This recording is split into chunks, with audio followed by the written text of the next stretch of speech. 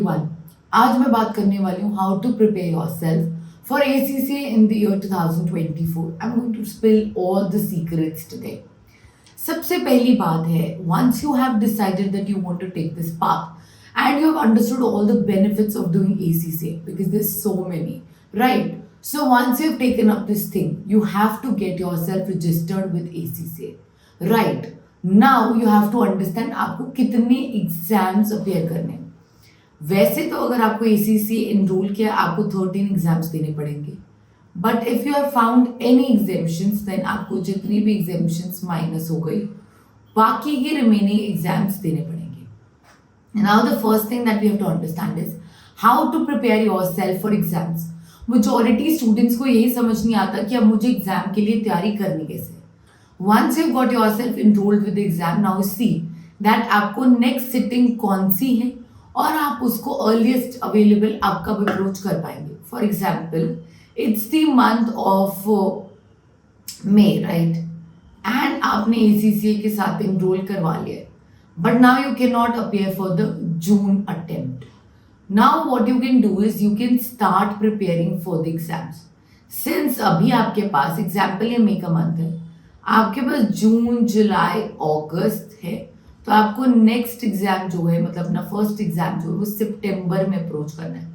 So around about अगर ये 1 मई है तो आपके पास कितने मंथ्स हैं? मई जून जुलाई अगस्त. तो आपके पास 4 मंथ्स हैं प्लस कुछ few days of initial few days of सितंबर, कुछ 2-3 दिन होंगे.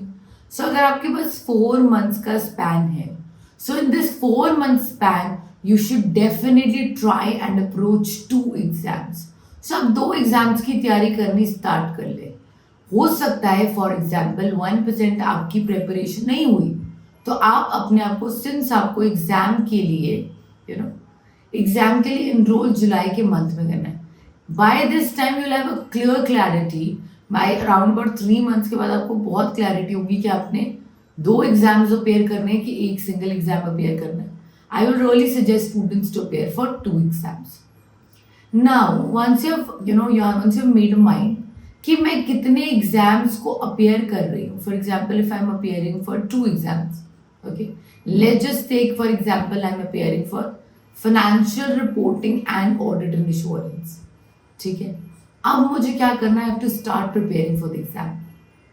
What do you need to do first? You need to make a clear strategy in your mind that what you need to do when you will be appearing for the exam in September, this September quarter sitting. अब यहाँ पे financial reporting है and आपके पास audit and assurance है. अब आप इसके अंदर अगर तो आप सेल्फ स्टडी कर रहे हैं तो आप सेल्फ स्टडी स्टार्ट करें. अगर आप किसी जगह से हेल्प ले रहे हैं, that's you taking the guidance, you taking the sessions, तो आप उसको अवेल कर लें. सो अगर आपने सेशंस अवेल कर लिए तो आपको वो सारी स्ट्रैटेजी दे देते, along with that they give you the course content which you can attend. But now you should not procrastinate कि मैं कल कर लूंगी. आपको जितना सेशंस मिले, अगर वो लाइव है तो लाइव अटेंड करें. अगर आपको वो फॉर एग्जाम्पल अगर आप रिकॉर्डेड ले रहे हैं तो आपने एक क्लियर स्ट्रैटेजी अपने माइंड में बना लेनी कि मैं 1 वीक में अराउंड अबाउट 8 आवर्स डेडिकेट करने वाली हूँ ईच सब्जेक्ट को और 10 आवर्स डेडिकेट करने वाली हूँ to each subject, which in itself is not huge. अगर आप दिन में 3 to 4 आवर्स भी पढ़ रहे हैं, which is not huge in itself, right. So आपको इस तरीके से अपनी स्ट्रैटेजी को ड्राफ्ट करना है. Now what I always tell students and which work like wonders for me, on every Saturday और संडे एक दिन आप रखेंगे अपने लिए, ठीक है, which is only and only revision day. ठीक है, जिसके अंदर आपने इस हफ्ते में जितना भी पढ़ा आप उसको इंटायरली रिवाइज करते हैं. अराउंड अबाउट ये 2 to 3 आवर्स दे सकता है, but you have to make it a point कि जितने भी मैंने कॉन्सेप्ट्स अंडरस्टैंड किए हैं उन सब कॉन्सेप्ट्स को मैंने रिवाइज करना है. अगर आपने ये चीज कर ली, आपकी सक्सेस या guarantee to pass exam will be 95% plus for sure. अगर आप रिविजन करते हैं, अच्छी रिविजन करते हैं एंड एवरी वीक एंड पे रिविजन करेंगे, आपने जितने भी कॉन्सेप्ट्स इस वीक में किए एंड फॉर एग्जाम्पल ये फर्स्ट वीक है, मैंने सारा वीक को रिवाइज कर लिया, अब सेकेंड वीक पे मुझे क्या करना है, क्या मुझे सारा सेकेंड वीक रिवाइज करना है या फर्स्ट भी करना है?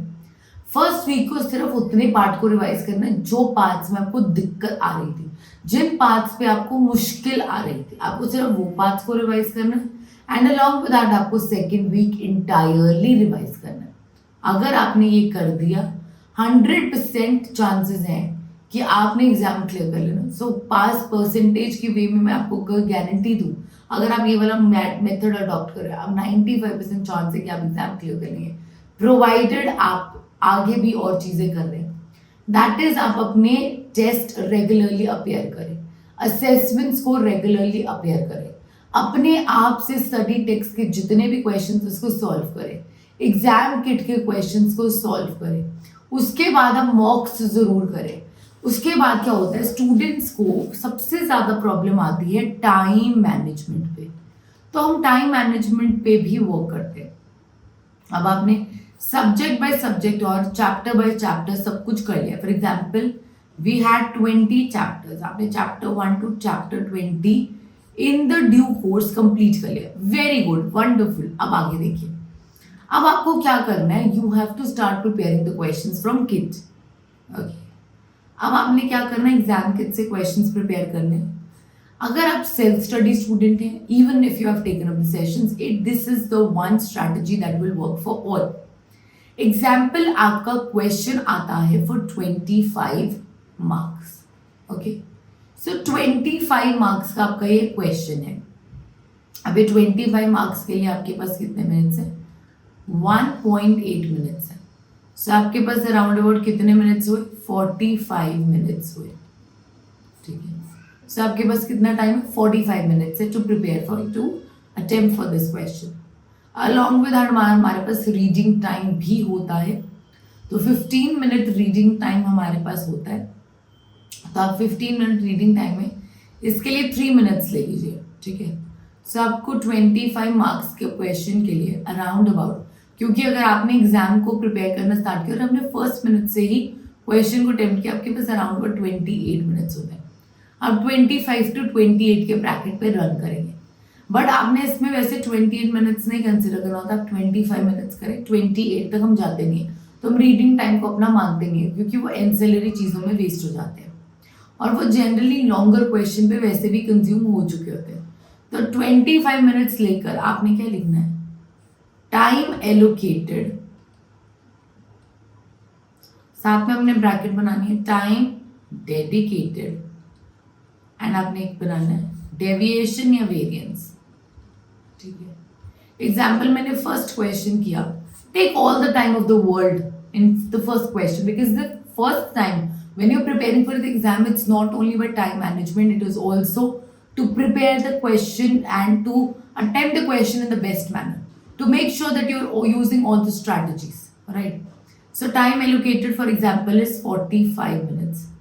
Time you have dedicated for this question is, okay, so example यहाँ पे sorry 45 minutes है, 45, so आपने 45 minutes लेना, not 25 minutes, 25 marks का तो question है, 45 मिनट्स है, टाइम डेडिकेटेड है आपका यहाँ पर। फॉर एग्जाम्पल आपने फर्स्ट टाइम क्वेश्चन किया, आपने इसमें डेडिकेट कर दिया 1 hour 20 मिनट्स, तो कितने मिनट्स की डेविएशन है आपके पास, you have a deviation of 35 minutes. अब आपने you have to make it a point कि मैं सेकेंड क्वेश्चन कर रही हूँ, मैं कंपेरेटिवली कम टाइम करूँगी, बट मैं अपने क्वालिटी ऑफ द क्वेश्चन को कम नहीं करूँगी, आंसर को। सो यहाँ पे 45 मिनट्स, अब एग्जाम्पल आपने ले लिया 1 hour 12 मिनट्स। अब आपका डेविएशन कितना हो गया, सो आप यहाँ पर लेंगे 27 मिनट्स का डेविएशन। सो अब आपका डेविएशन जो है वो कम हो जाएगा, तो कंपैरेटिवली आपका डेविएशन जो है वो कम होना शुरू हो जाएगा अगर आप इस स्ट्रैटेजी से वर्क करें। थर्ड क्वेश्चन करें और एक क्वेश्चन फुल फ्लेजेड करें, 45 मिनट्स का आपको क्वेश्चन करना है। अब अगर आपका ये क्वेश्चन 1 hour 5 मिनट्स में हो जाए, तो अब आपका डेविएशन 20 मिनट्स। इस तरीके से आपको डेविएशन 0 लेकर आना है। अगर आपने ये स्ट्रैटेजी को अडॉप्ट कर लिया तो आप पक्का एग्जाम क्लियर कर लेंगे, क्योंकि आप एग्जाम के लिए तैयार हैं, आपको एग्जाम का पता है, आपने एग्जाम को अप्रोच करना सीख लिया, आपने टाइम मैनेजमेंट भी सीख लिया है, right? You revising well, you preparing well, you are attempting for mocks, You're doing everything possible that an ACCA student should do. Now what is the next thing? अब आपको नेक्स्ट जो चीज़ करनी है वो क्या चीज़ करनी है कि आपका एग्जाम डेफिनेटली क्लियर हो जाएगा. तो आपको क्या करना है, अब आपने एक बार सिंगल क्वेश्चन अटेम्प्ट कर लिया, अब आप फुल मॉक किस तरीके से करें, not under the guidance of any invigilator in the respect that अगर आपने कहीं से क्लासेस लिए हैं आप उनसे मॉक्स ले रहे हैं तो वो वाले मॉक्स से पहले अपने आप मॉक्स करें. फॉर एग्जाम्पल आपको एग्जाम जो है वो 3 आवर 15 मिनट्स में कंप्लीट करना है. Take all the time of the world. मुझे पता है कि आपको टाइम लगेगा ज़्यादा, बट फिर भी आप इसमें क्या करें, आप अपने आप को जितना टाइम लग रहा है करें. फॉर एग्जाम्पल आपको 5 आवर्स लगे to give the quality answers, तो आपका डेविएशन कितना है 1 आवर 45 मिनट्स. अब आपको काफ़ी ज़्यादा स्ट्रेस हो जाएगा कि मैं 1 आवर 45 मिनट से डेविएट हो रही हूँ. सेकेंड मॉक करें, आपको पक्का उसको 4 घंटे में कंप्लीट कर लेंगे. अब आपका डेविएशन 45 मिनट्स है. विद द अपकमिंग डेज आप इस टाइम को कम एंड कम करें. एटलीस्ट लास्ट का 1 मंथ आप सिर्फ एंड सिर्फ for the exam kit and the time management वाले थिंग पे वर्क करें. टाइम मैनेजमेंट हो गया, मॉक्स को अपेयर करना हो गया, एग्जाम किट को प्रिपेयर करना हो गया and side by side study text को रिवाइज करना. But don't keep this last 1 month for the study text, study text का preparation. That's very important. अब आगे क्या करना है, when should I start with my preparation? How long it takes to prepare? ठीक है, आपको कब एग्जाम की प्रेपरेशन स्टार्ट कर देनी चाहिए. As soon as आपका जब क्वार्टरली एग्जाम कंप्लीट हुआ तो आपको एग्जाम की प्रेपरेशन स्टार्ट कर देनी चाहिए. For example it's the month of June, आपने जून क्वार्टर अपेयर किया. अब आपका जून के एग्जाम्स जो हैं वो 10th ऑफ जून तक खत्म हो जाते हैं फॉर श्योर. अब आपने 15 जून से प्रेपरेशन स्टार्ट कर देनी है for the September quarter. So June and July dedicate yourself with the study text and in the month of August only go for exam kit and the preparation and the mocks preparation. And how long it takes to prepare?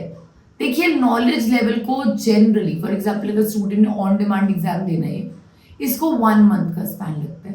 हम 1 month for the preparation बोलते हैं and 10 days हम बोलते हैं आप इसको revise करने के लिए ले लीजिए. ठीक है, 5-7 डेज आप एक हफ्ते का टाइम लीजिए साथ में. इसके साथ साथ आप मॉक्स भी करें 10 डेज के साथ में. आप 15 डेज में मॉक्स वगैरह सब करके आपने ट्यूटर के कॉन्फिडेंस के अंदर अगर आपको ट्यूटर बोल रहे कि यू गुड टू आप एग्जाम बुक करें and give the exam. So it around about takes 1 month and 15 days. ठीक है, स्किल लेवल के लिए अराउंड अबाउट 2 मंथ का टाइम चाहिए for the entire thing and strategic professional level generally take 2.5 months. So अगर आपने जैसे दिसंबर क्वार्टर अपेयर किया, अब दिसंबर क्वार्टर के एग्जाम कंप्लीट होने तक don't even take weeks time, start preparing for the March attempt, because आपको इसके अंदर एक दिन बहुत crucial and specially for the month of February जहाँ पर मंथ जो है वो रैप अप हो जाता है 28 को. तो जनरली अगर मंथ 31 डेज का है सो आपको यहाँ पर महीने में कम से कम 2 या 3 दिन का शॉर्टफॉल भी पड़ेगा. So please start preparing for the exam as soon as आपका एग्जाम कंप्लीट हो गया. एग्जाम्पल आपका एग्जाम था ऑडिट एंड इंश्योरेंस का, AAA का स्टूडेंट का एग्जाम था. अब आपने यहाँ पर एग्जाम्पल आप 3 दिसंबर को फ्री हो गए. Don't start the preparation 4th of December, start preparing the exam for 5th of December. आप यहाँ से 10 दिन बचा लेंगे और ये आपके लिए बहुत ज़्यादा क्रूशियल और ये मायने रखेगा. I hope all these strategies work for you and do let me know if you will want the content from other portions as well. Along with that अगर आपको कोई भी करियर काउंसलिंग एंड गाइडेंस चाहिए होगी तो हमारे Google forms हैं, आप उसको फिल आउट कर सकते हैं. Along with that do not forget to like, share and subscribe this channel. Thank you everyone.